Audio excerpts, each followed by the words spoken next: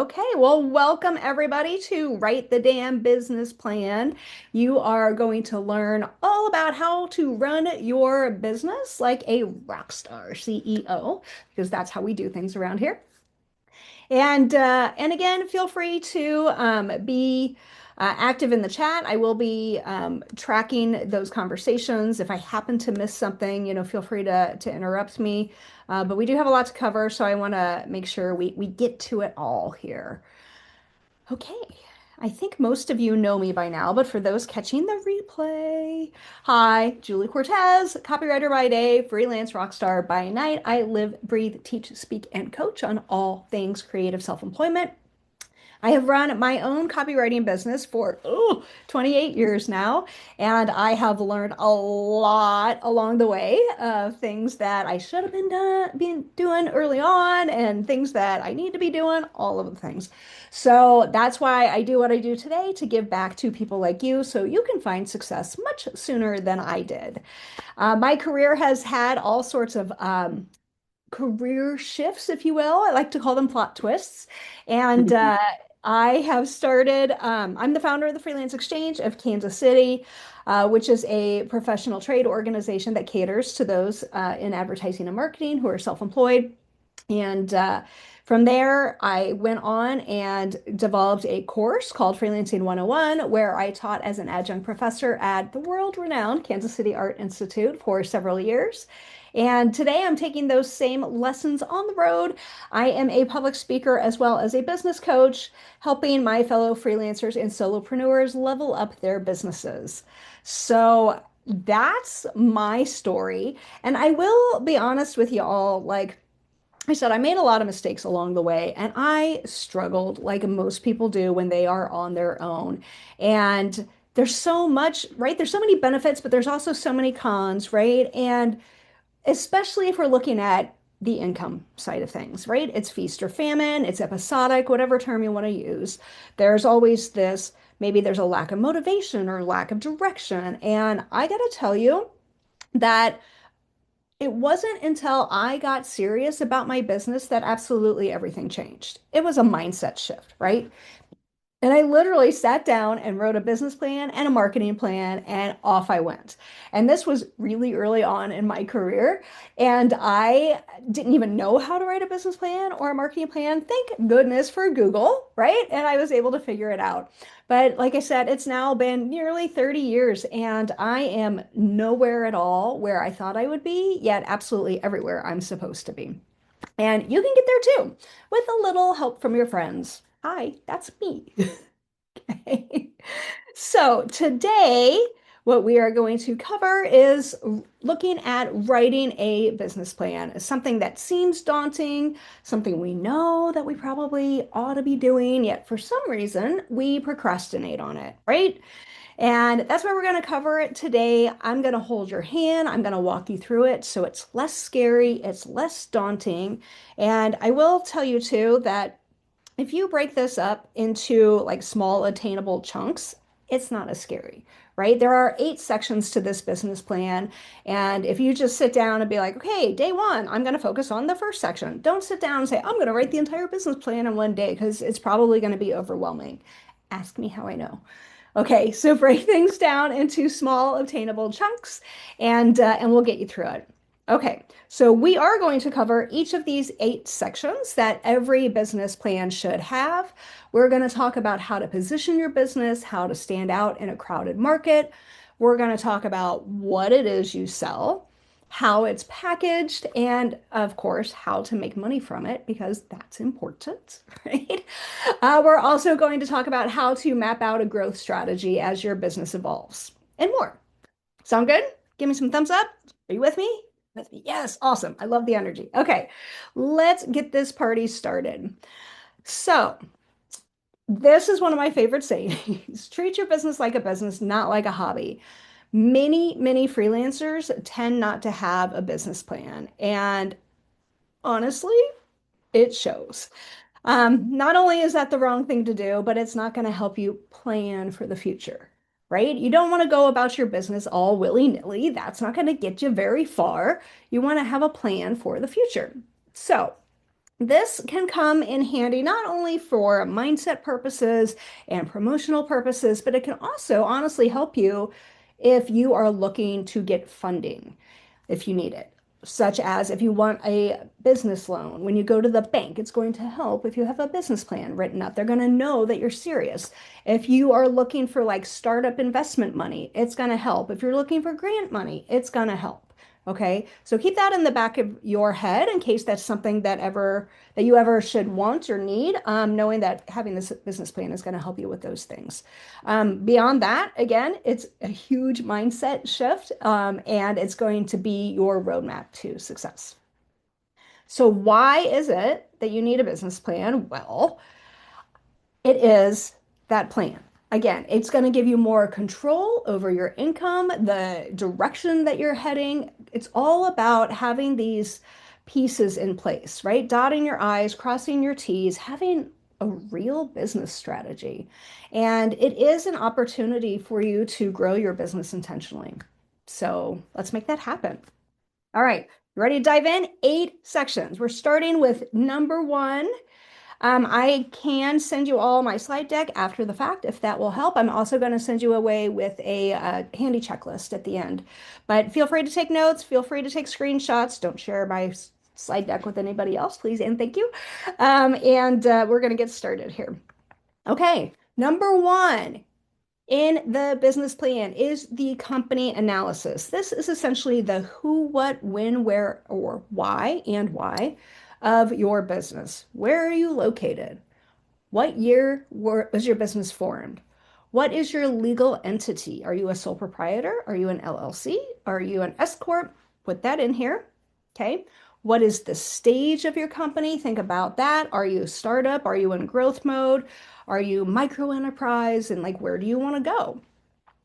And then we get into things that are a little bit more in depth. So the first things that I just mentioned are pretty easy for you to answer, right? But the last things here on this slide, the SWOT analysis, your why, your mission statement, and your vision statement, we're going to dive deeper into those because those aren't self-explainable. Okay. So let's start with the SWOT analysis. If you're not familiar with what that is, this is SWOT, strengths, weaknesses, opportunities, and threats. All right. So jot this down on a piece of paper, or graphic designers, you can make it yourself, but do this little grid. And I want you to do this exercise after the presentation today. And then do this exercise, and you want to plot out what your strengths are, what your weaknesses are, opportunities and threats. Strengths and weaknesses are like internal to yourself. Opportunities and threats are external. So for example, one of the threats right now may be in your world, AI. It may be a threat. It also may be an opportunity, right? So think about that. A lot of freelancers right now are like, oh gosh, they're coming for my job.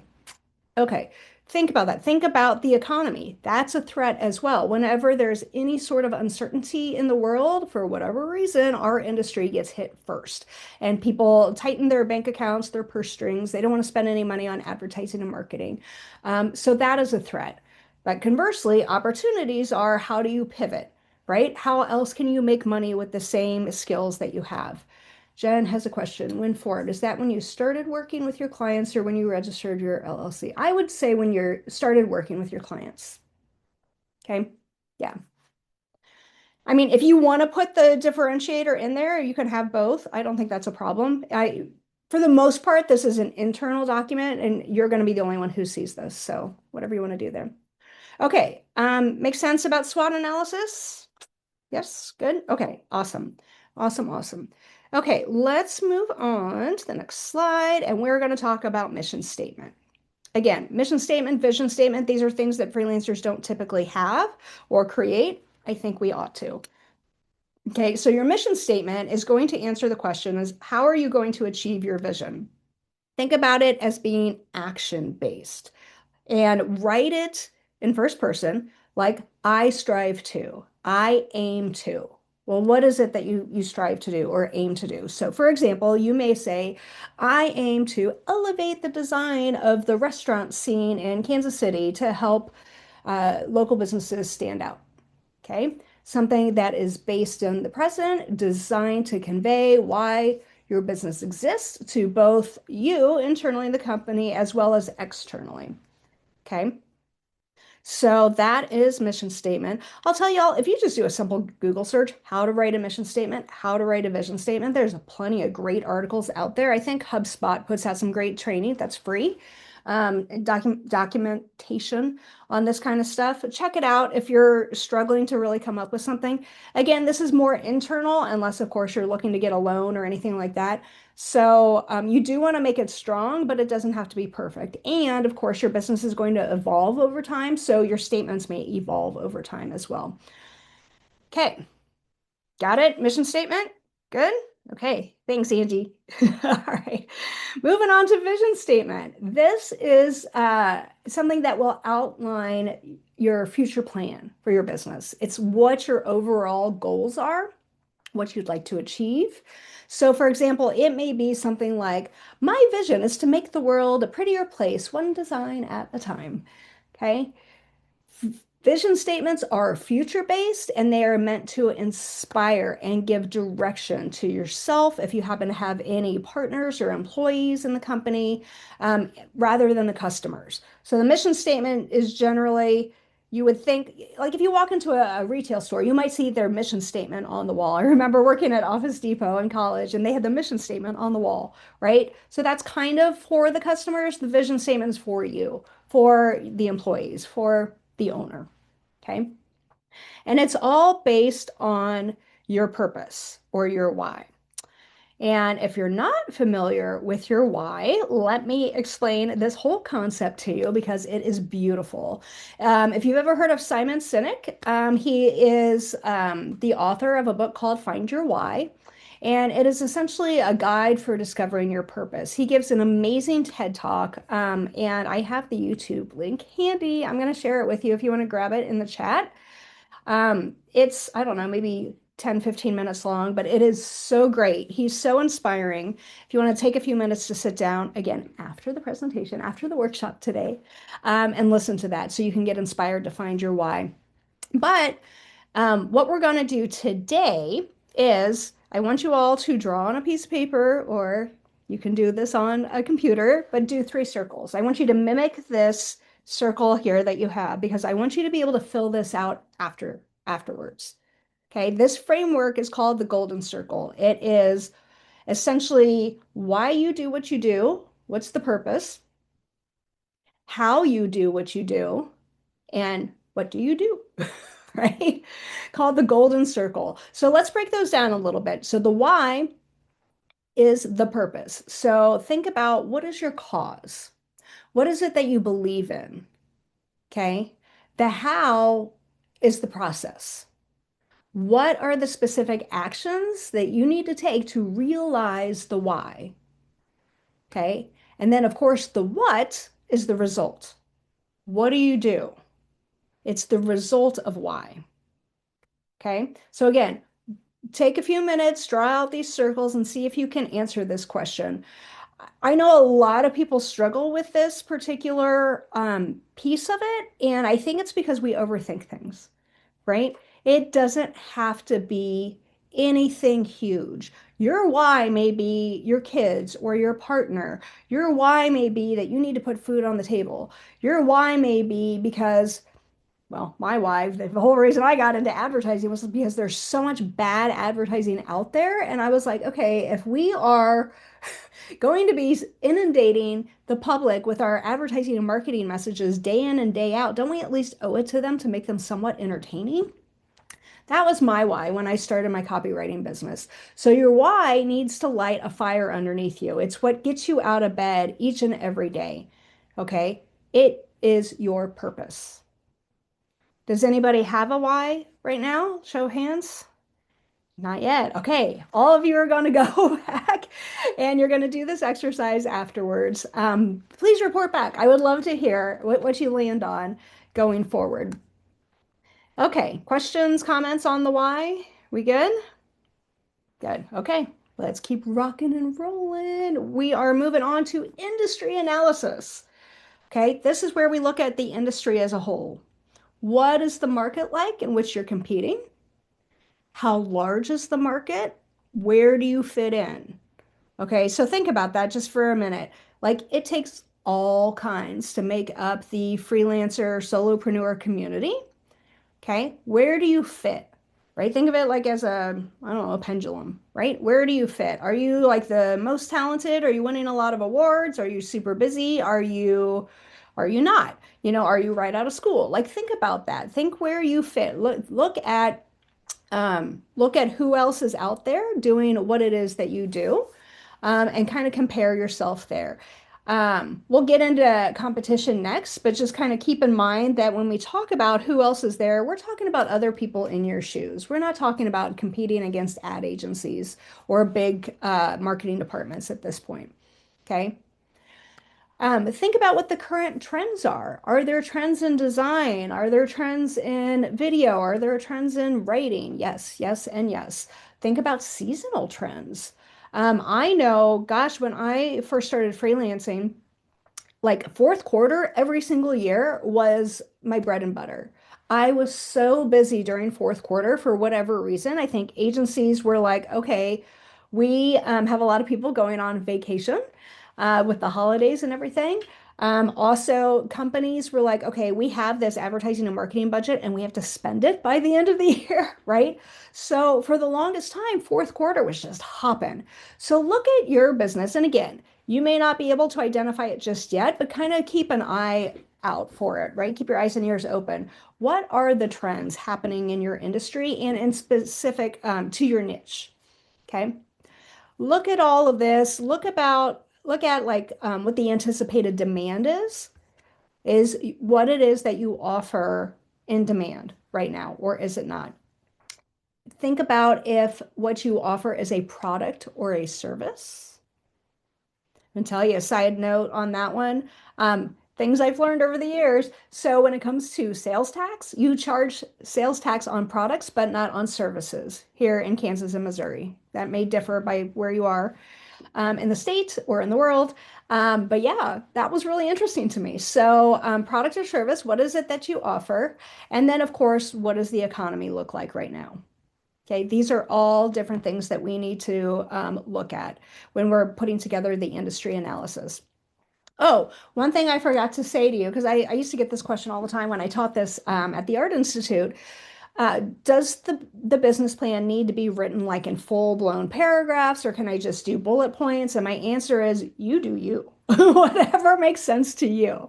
Okay, if you like long paragraphs, you do long paragraphs. If you like bullet points, great. I don't have a preference. Okay, as long as you have the answers to these questions in here and you're hitting all of the points, that's really all that matters. Okay, are we good on industry analysis? Thumbs up. Awesome. Thank you, Angie. And thank you, Colin, for the nod. All right, let's move right along to competitive analysis. Okay. Who is your competition? Again, we are looking at other freelancers and solopreneurs, founders, whatever you want to call them, not design studios, not ad agencies, not large companies or video shops or what have you. Look at people in the industry, look at people, if you're in a fellow organization of freelancers or any organization that has a lot of other people doing what it is that you're doing. And then I like to actually name them by name. So you have a visual representation of who is your competition. Okay, you can like go on the Freelance Exchange of Kansas City website and look for people there. You can go to their website, kind of poke around. What is it they're doing? What do you like? What do you not like? How does their business compare to yours? How is yours better? Okay, what are their strengths and weaknesses? You already did yours above.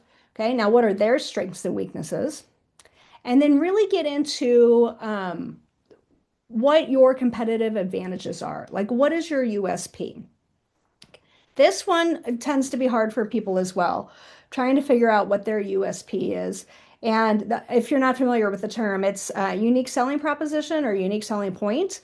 I've heard both. I feel like it's just fancy marketing speak for your differentiator, right? What makes you different? What makes you unique? What makes you better than your competition?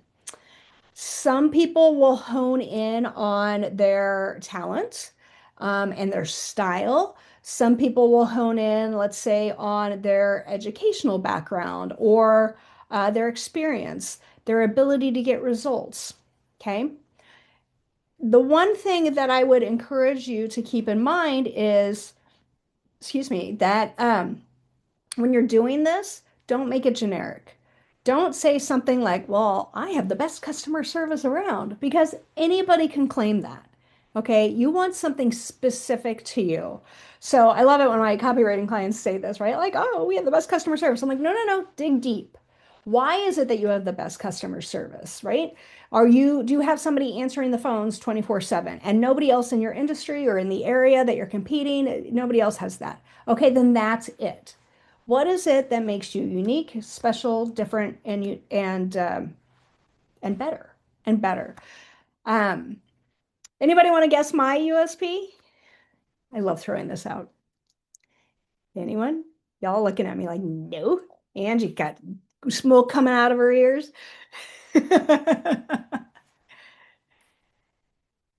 When I give a similar presentation to score, I inevitably have people be like, well, it's your hair, it's your colors. And I'm like, no, that's just my brand. That's not what makes me unique, what makes me different. So my USP is my brilliant personality. So I like to have a lot of fun, both in work and in personal life, right? I like to have a lot of fun. And that is what comes through in absolutely everything I do. Hopefully you all agree with me, right? It comes through in everything. My brand, in my company, the way I host these events, everything that I do is we got to have fun. And if you talk to my copywriting clients and my coaching clients, they'll tell you the same thing. Thank you. Branding on point. But even my brand is fun, right? Like it is not corporate, it is not boring. And I tell you what, like I don't think you'll forget it because of that. Okay. So if you can incorporate your USP into everything that you do, you're going to be great. But you have to be able to identify it first. Okay. So figure out what your USP is. Anybody here already have theirs figured out? Okay. Y'all have homework. You all have homework. Okay. And then, of course, why should a prospective client choose you over anybody else? So I'll tell you, I have a fellow freelancer in town who I consider my fiercest competitor, but we're also really good friends. And the only reason I say that is because we have very similar writing styles. And I will say he has like 5 years more experience than me. He has more in-house and agency experience than me. So he definitely has that as a qualifier. But when we go up against each other, like if we're pitching to the same client, I know to play up my USP. And he doesn't know this little trick. And 9 times out of 10, I win the client and he doesn't. So it's kind of fun, like knowing this little hack and being able to put it into play because it works. Okay. So y'all have your homework, figure out your USP and then use it in everything that you do. Your USP, writer, marketer, and strategist with technical and adult education background. See if you can get it down to one thing. Nope, not happening. Not happening. Okay, this is a great start. I think the strategist is important because I don't have a strategy background, right? But look at all the other writers out there. Technical is also important. I don't see a lot of technical writers in our area anyway. There probably are. I just don't know who they are. So make sure people know who you are. Okay. Okay. All right, let's move right along. Competitive analysis check. We are moving on to customer analysis. Yay. Okay, so this is where we think about who your target customer is or client, whatever you want to call them. Okay, we're going to identify your target audience. Now, some people say, Jen, I'm going to pick on you for a minute because you're a great example of this. I want to have this target audience of this niche of working with animals or anything animal or pet related, right? And you can totally do that. So you're looking at a very different audience than, say, somebody who only wants to work with ad agencies, right? Very different. Are you targeting small businesses? Are you targeting large corporations? Like I know when some freelancers first start out, they're like, I will target anybody who will pay my bills. Right? I get it. And I've been there, and that's totally fine. Yet over time, you may find that you have a love for something, let's say, or you have a special knack for working with this particular niche or this particular industry. Okay. Start thinking about who your target audience is. Who do you want to work with? Not just who you'll take work from, but who do you want to work with? That's who your target audience is going to be. And then you start thinking about what are their wants and their needs and their desires. Okay, so this is where you got to do some market research. And to me, I find this fascinating because I love psychology and sociology. But you get into things like their demographics and their psychographics.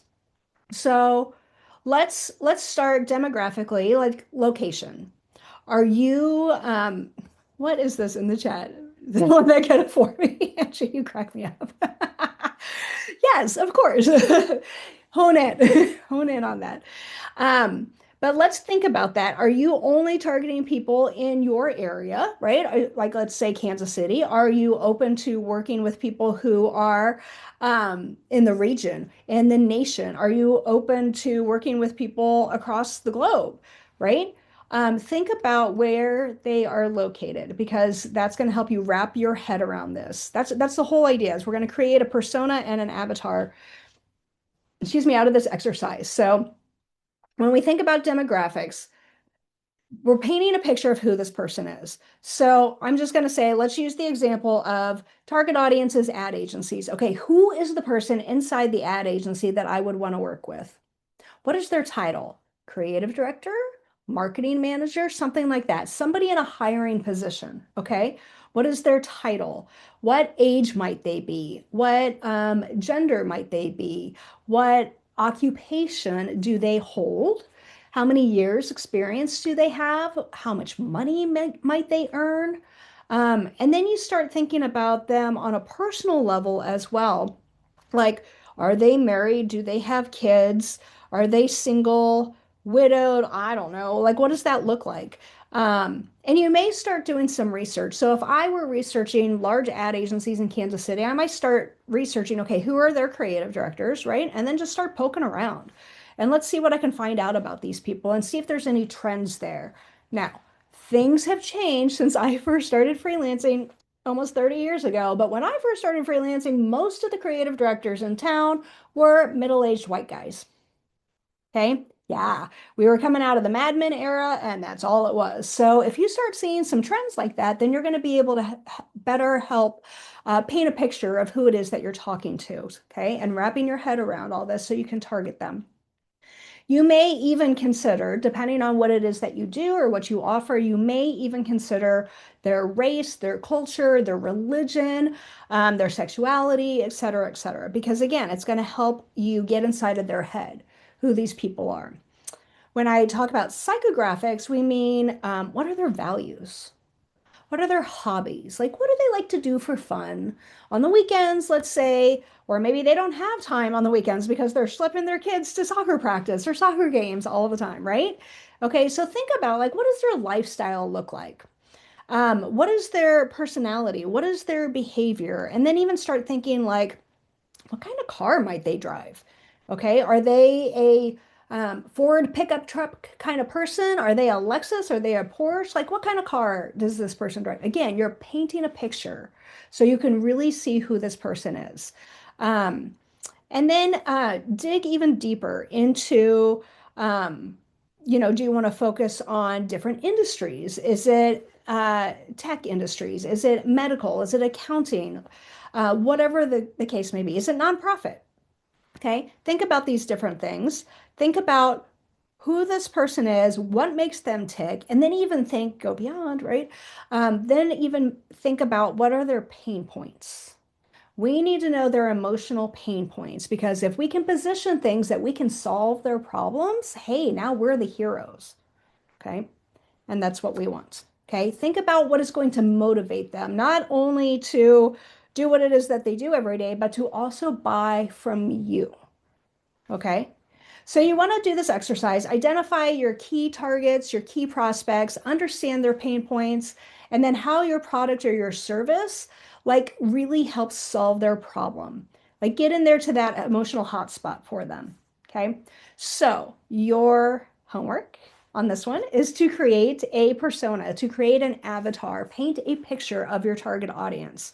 Okay, do those exercises with the demographics, the psychographics, industries, niche, if you want to go down that route.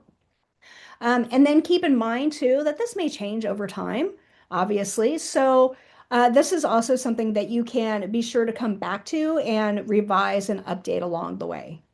Okay. Good rule of thumb is once you have your business plan in place, revisit it once a year. Okay. And make little tweaks because things are going to change. Okay. Questions, comments before we move on? No. Thank you, Angie, for entertaining us. Appreciate that. Okay. Next up is marketing plan. Now, before we jump into this, side note, this is an entire other document, okay? And we are going to cover this in August. So, in fact, you know what? Let me give you that date and time so you can put this on your schedules for now. But we are doing marketing plans August 25th at 12 p.m. So, save the date now because this is a whole other animal and we just don't have time to do both today. So, oh, your birthday. Happy birthday to you. Don't you want to spend it with me? Yes. Awesome. I would wear a little party hat for you too. That would be amazing. Okay. For the sake of your business plan, what you can put here is you can put in quotes like see, you can put party cat. Yes. Yes. See marketing plan. You can easily do that. Or you can do a summary here of what it is, like a short write-up. But essentially, this is your promotional plan. Okay. So again, it is what is it that you're selling? How do you plan to promote it? And how are you going to get people to know about you? All right. I see this all the time with my fellow freelancers. Like they do not put themselves out there. And how are people going to know who you are, what you do, what you offer if you do not tell them? And then even then, if you tell them once, it's not enough. You got to remind them. And it's not just for clients, but it's for referral partners as well. Okay. People will refer you, but they can't if they don't know who you are or what you do. So you've got to be out there front and center a lot to let them know that. So we'll dive into that in August. But in the meantime, you could just put some bullet points if you want to wrap your head around it. Like, what does that look like for you? Maybe it's a mix of social media and email and website and networking. Okay. You can just like bullet point it for now, and then we'll dig into the nitty gritty, the 10 pieces in the marketing plan in August. Okay. Party cat. So creative. I love it. Okay, next up, we are going to, where's my slides? They're there. Management team. All right, now, if you are self-employed like me, it's probably me, myself, and I, right? So you want to look at this as perhaps for future expansion, if you want to grow or if you want to bring along partners. But the questions you're asking here, who's the key company personnel? Why are they qualified? Why are you qualified to be the owner, to be in management? And then something really important here is to identify gaps. Okay, so think about what your strengths are and what your weaknesses are, and think about where you might need help and where you might consider outsourcing or bringing in a partner. Could that be an accountant, an attorney? Uh-huh. Could that be a virtual assistant? Could it be a social media manager? Could it be a web developer? Like, think about all of those little things. Again, know your strengths, know your weaknesses, be humble about it, and surround yourself with smart and talented people so you can really knock this out.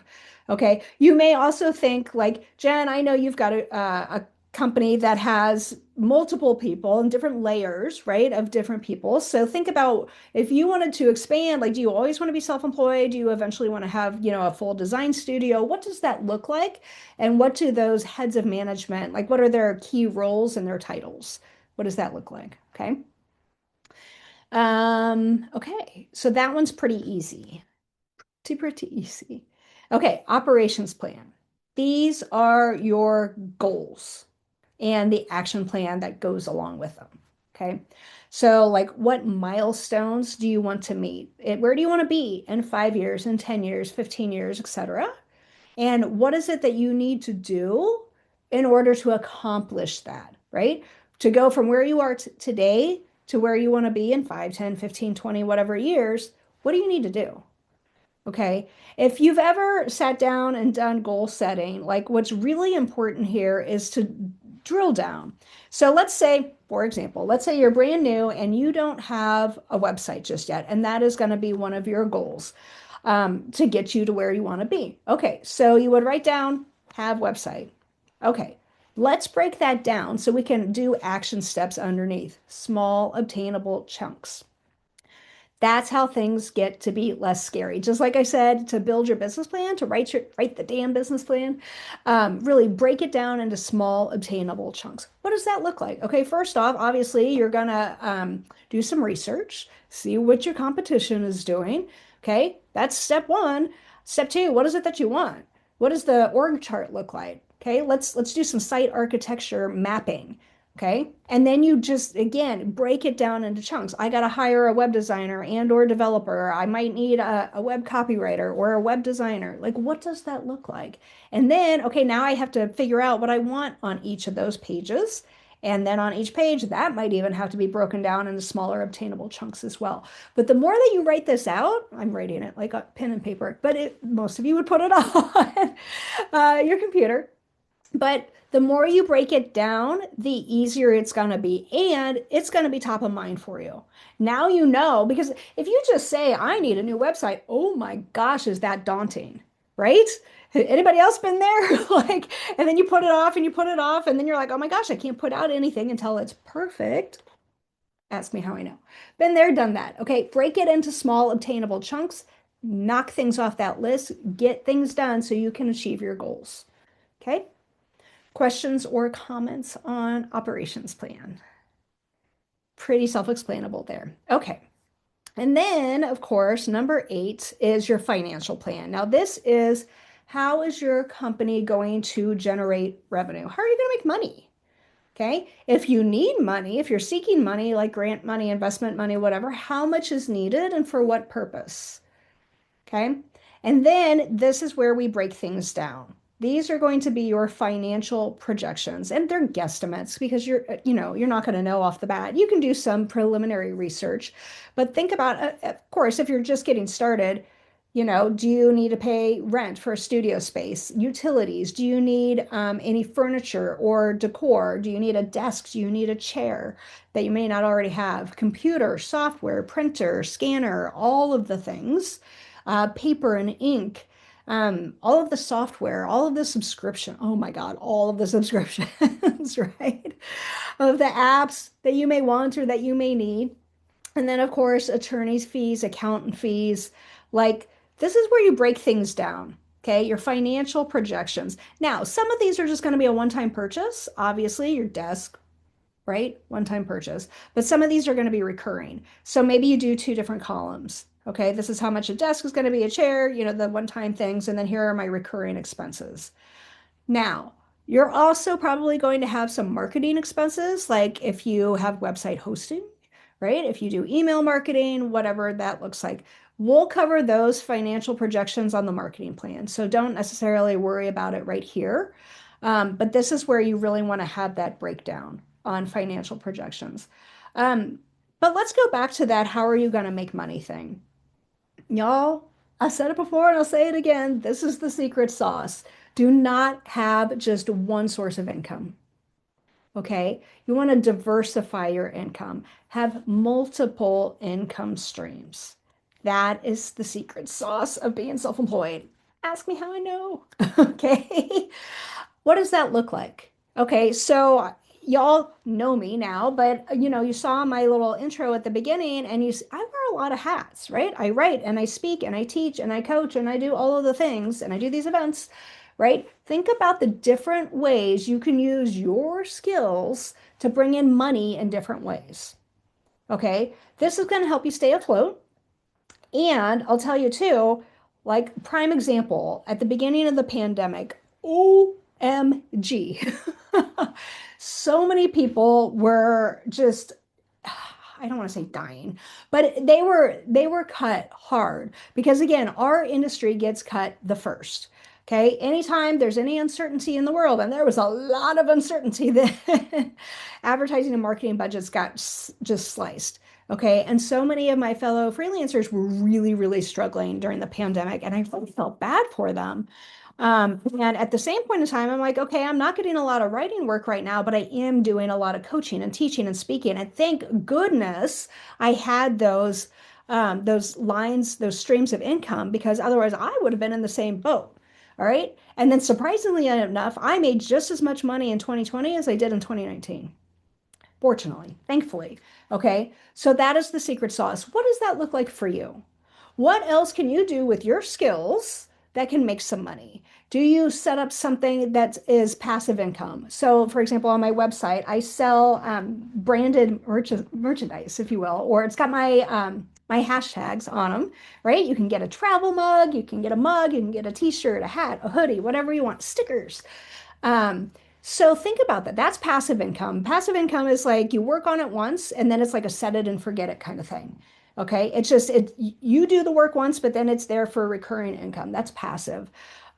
Your multiple streams of income do not necessarily need to be industry related. I prefer that personally, but you may get into like having an Airbnb.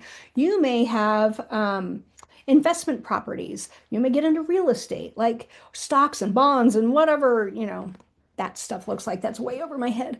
But think about that, okay? Different things that you can do to bring in money. It doesn't all have to be industry related. That's just my personal preference. Does anybody here currently have different income streams that they want to share about? Jen, what does yours look like? You can come off mute. We got time.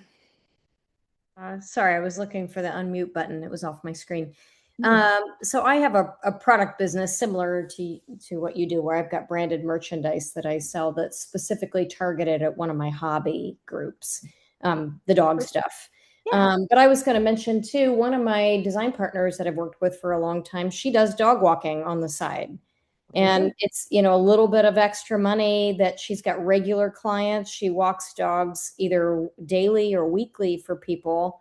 And, she's starting to think about pet sitting even. So she can take her laptop and go do her design work at somebody else's house while she's getting paid to watch their pets. So she's double dipping. And, I Yeah. think that's really smart.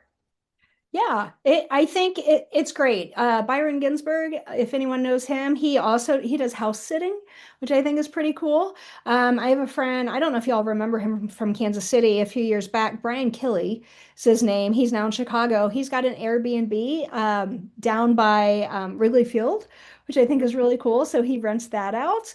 Yeah, whatever you need to do, right? No shame in that, especially as freelancers, especially in this economy and in this market. Like, do what you got to do to stay alive.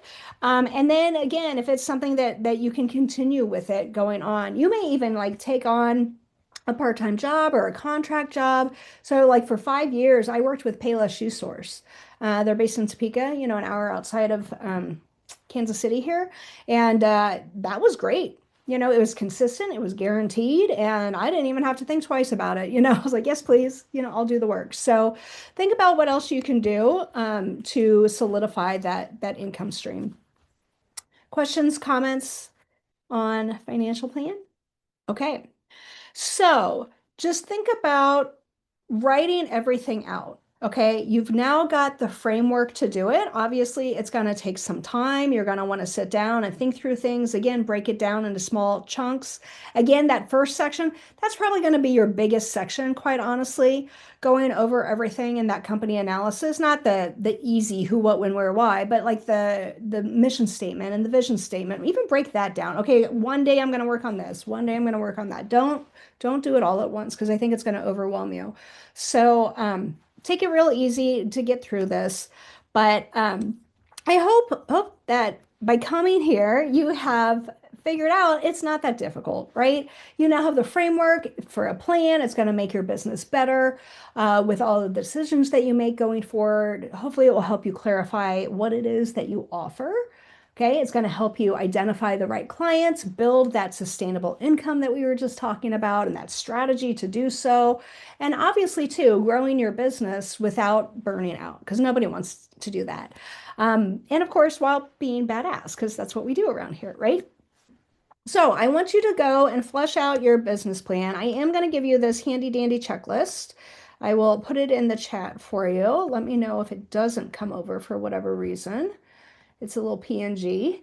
So you can have it. So just make sure you go through each of the 8 sections and make sure you don't miss anything when you're writing yours. Okay. If you need help with anything, please don't be afraid to reach out. I am here to help. If you're still struggling to understand something that we covered today, the different sections, or even if you need help writing it, I am a writer by trade. Let me know. Happy to help.